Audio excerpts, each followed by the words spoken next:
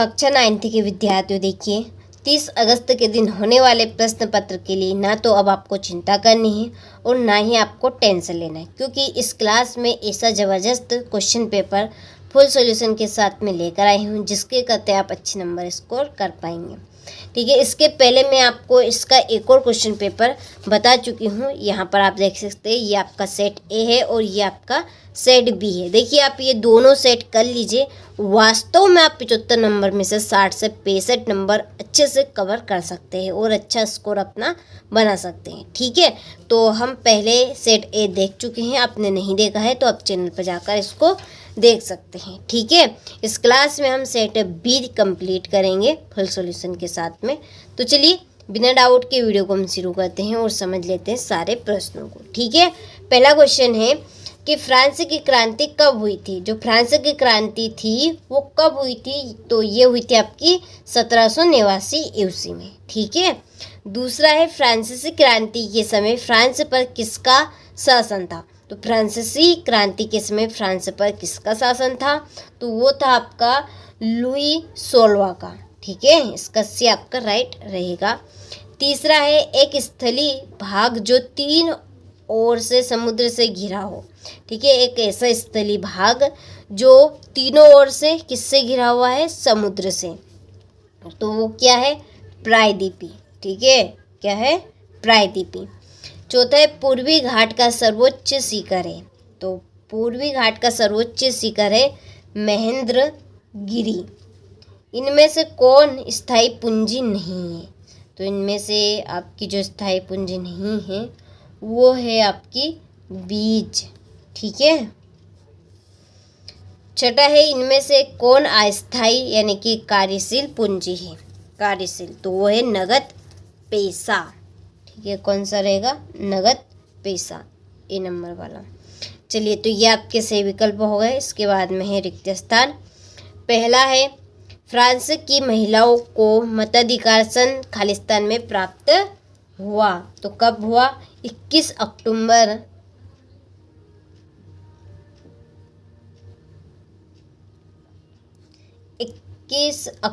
1945 को। दूसरा है 1804 में खालिस्तान ने खुद को फ्रांस का सम्राट घोषित किया, किसने, नेपोलियन ने।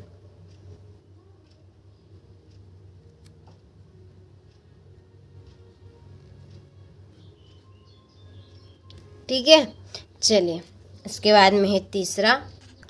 तो तीसरा है प्रथम विश्व युद्ध की शुरुआत खालिस्तान में हुई, तो 28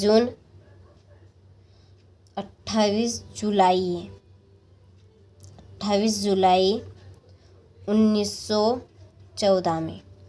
चौथा है भारत को 2 बराबर भागों में बांटती है, तो भारत को कर्क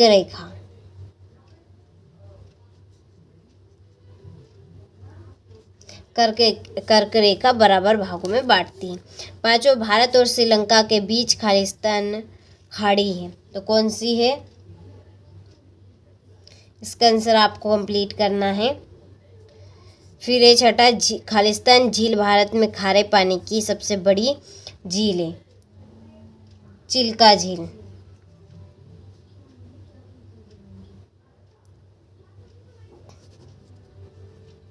चिल्का।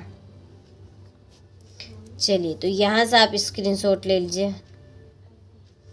ठीक है, इसके बाद में है एक वाक्य में उत्तर। पहला है कि अगस्त 2002 में किस ऑर्डर द्वारा पाकिस्तान का संविधान बदल दिया गया, तो कौन से ऑर्डर द्वारा, लीगल ऑर्डर के द्वारा।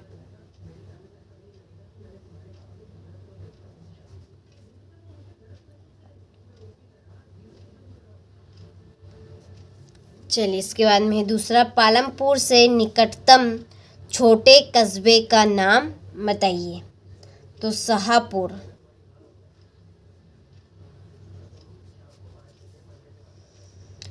फिर है आपका तीसरा, कौन से दशक के अंत में हरित क्रांति शुरू हुई, तो 1966 से 1967 तक।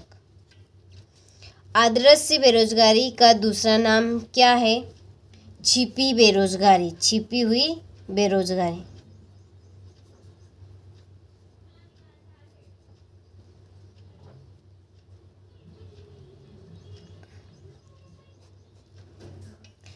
रूस का अंतिम जार कौन था? तो रूस का अंतिम जार था निकोरस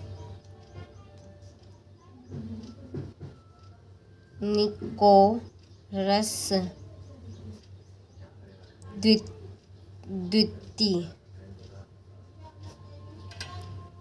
और छठा है चिल्का झील किस राज्य में स्थित है? तो यह है आपकी उड़ीसा में। ठीक है, यह कहाँ पर स्थित है? उड़ीसा में, चिल्का झील उड़ीसा।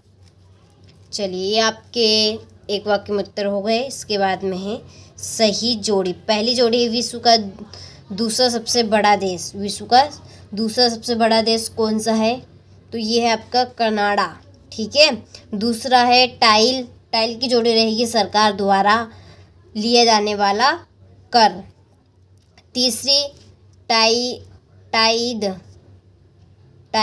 ये टाइड है और ये क्या है? टाइल है, दोनों में फर्क है। तो इसकी जोड़ी होगी चर्च द्वारा वसूल किया जाने वाला कर। कार्ल मार्क्स की जोड़ी है दास कैपिटल, ये इनकी पुस्तक का नाम है। ठीक है। और जैसलमेर की जोड़ी राष्ट्रीय जनसंसद।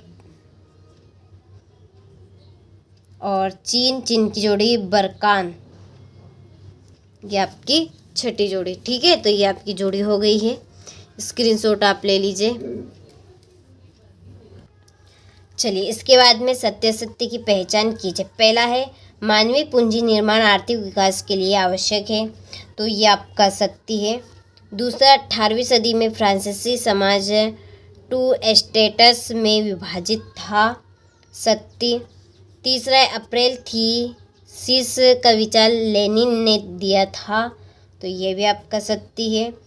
भारत के दक्षिण में हिमालय है, तो भारत के दक्षिण में हिमालय नहीं है, असत्य है। चीन में सरकार हमेशा कम्युनिस्ट पार्टी की ही बनती है, तो ये आपका सत्य है। ठीक है। और भारतीय संविधान लिखने वाले सभा में 299 सदस्य थे, तो इसका आंसर आपको कंप्लीट करना है। ओके, चलिए आगे बढ़ते हैं। छठा प्रश्न है जैकोबिन क्लब के सदस्य कौन थे? 2 नंबर का प्रश्न है। उन देशों के नाम बताइए जो क्षेत्रफल में भारत से बड़े हैं। और 8वां लोकतंत्र की कोई 2 विशेषताएं लिखिए।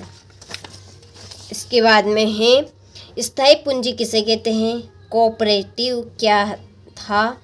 भाबर क्या है? सेवा क्षेत्र क्या है? संविधान से क्या आशय है? पालमपुर गांव की गैर कृषि क्रियाएं लिखिए।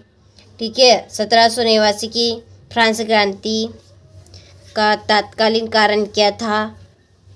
फिर फ्रांस में दास प्रथा का उन्मूलन कैसे हुआ, ये बताना है। चलिए, तो आप बाकी के प्रश्नों का यहाँ से स्क्रीनशॉट अच्छे से ले लीजिए। ये आपके 3 नंबर वाले प्रश्न हैं। देखिए, हमारी एप्लीकेशन के साथ आप अधिक से अधिक जुड़े, क्योंकि उसके ऊपर हम आपकी एनुअल एग्ज़ाम जो मेन एग्ज़ाम है उसकी तैयारी करवा रहे हैं। उसके लिए आपको डिस्क्रिप्शन में नंबर दिए हैं, आप उन नंबर पर कॉल करें, आपको पूरी जानकारी मिल जाएगी। ठीक है, पूरा कंटेंट आपको अच्छे से वहाँ पर मिल जाएगा। तो अधिक से अधिक जुड़े और जितनी जल्दी हो सके उतनी जल्दी जुड़े।